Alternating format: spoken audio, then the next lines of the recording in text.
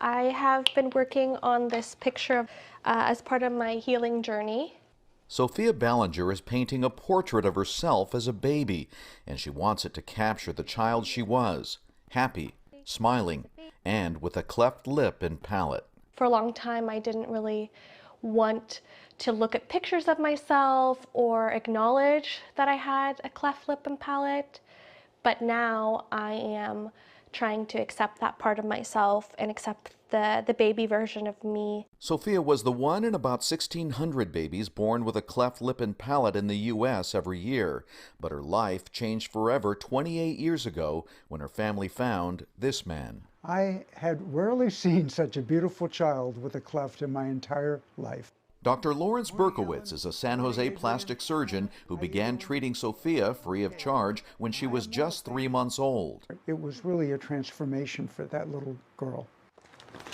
Dr. Berkowitz, also known as Dr. B, had been treating hundreds of children born with cleft lip and palate for free for decades. On breaks from his regular practice, he traveled to developing countries to treat children and train local doctors, all out of his desire to improve kids' lives. A child who's born with a cleft lip will be ostracized by the community if it's not repaired. Children will not play with that child.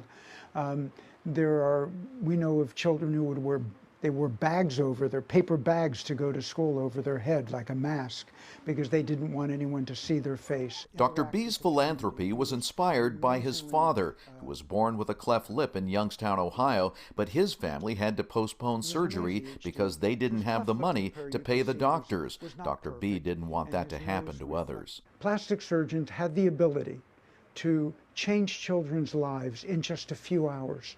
I think something about Dr. Berkowitz is he's always given back. Dr. B continued to treat Sofia as she got older, and as she matured, her appreciation for what he did for her and others grew.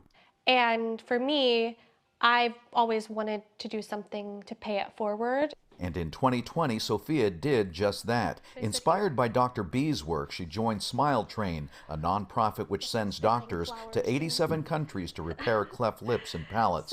In May, Sofia traveled to Mexico to assist families and children undergoing treatment.